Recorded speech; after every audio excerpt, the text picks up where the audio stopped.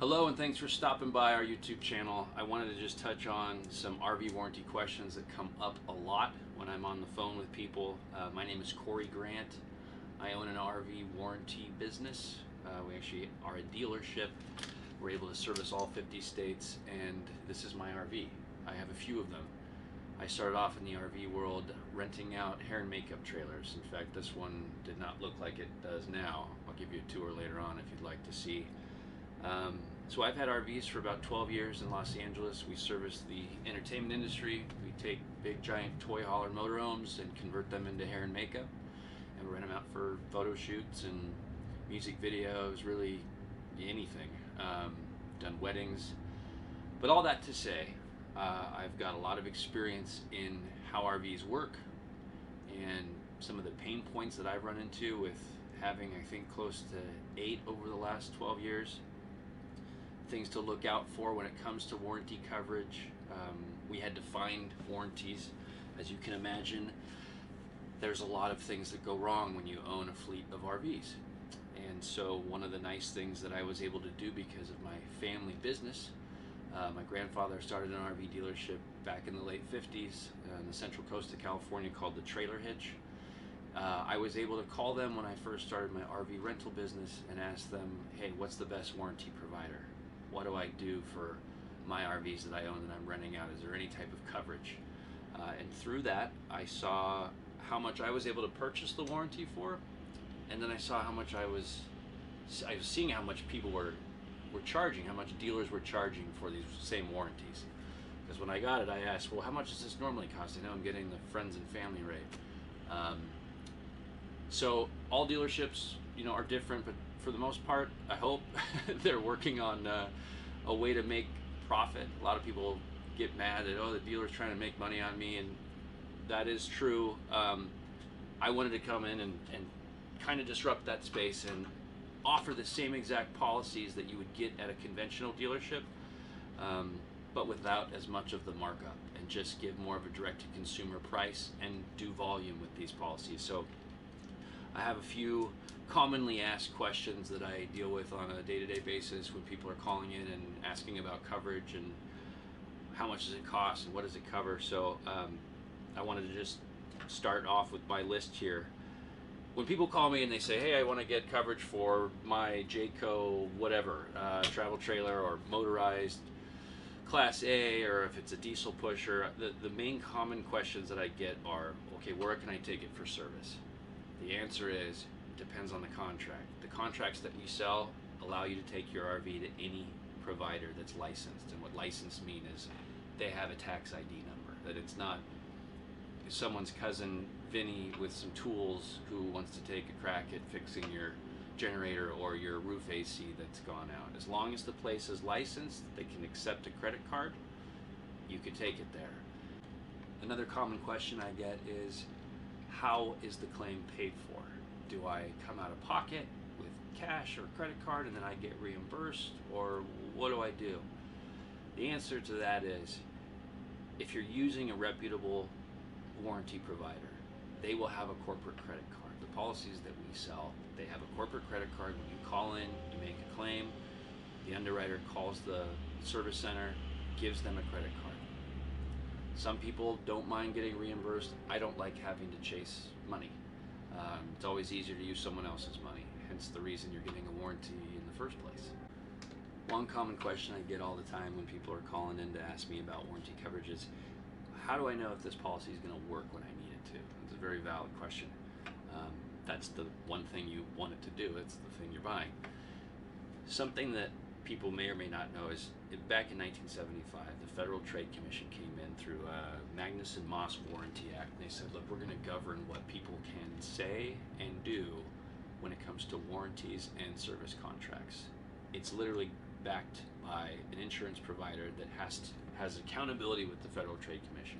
So if it's on that contract, if it says that this thing's covered, or if it doesn't say that it's not covered, it's covered. It's a legally binding contract. It has to be covered. Which brings me to my next point. Warranties are only provided by a manufacturer. Vehicle service contracts, what people refer to as extended warranties, they're not technically warranties because only the manufacturer can provide a warranty. Extended service contracts are given out or purchased after the manufacturer's warranty is either up, or if you're wanting to get great pricing because the vehicle is so new and still has manufacturer's warranty on it, you can get cheaper pricing because you're buying it when the vehicle is less aged.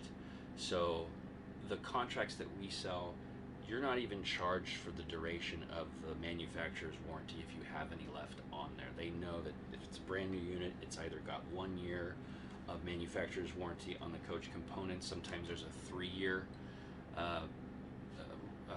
engine and transmission coverage on there from the manufacturer. Let's say it's a Ford V10, or it's a Chevy with the Allison transmission, or it's a diesel pusher. I know a lot of times Cummins or Caterpillar, they have their own.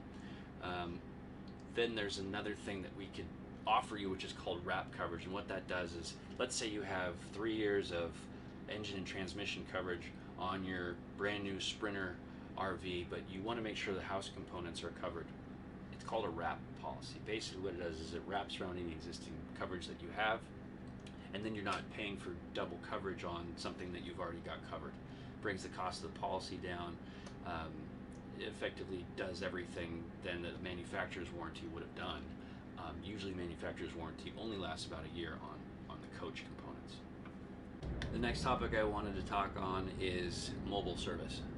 This is something that I end up helping people out of a lot of their current plans with, because they think they had mobile service, and I know fine print is not fun, but oftentimes on contracts it'll say, yeah, mobile service will come help you out if your vehicle is disabled, meaning the slide outs are stuck in the open position, your leveling jacks won't come up, but it doesn't cover any of the other stuff like the refrigerator or the generator or things that would need fixing that you might not have your vehicle disabled and you could clearly take it to a service center. So you want to be careful on what policies you're looking at and make sure that there's not a limit on that mobile service too.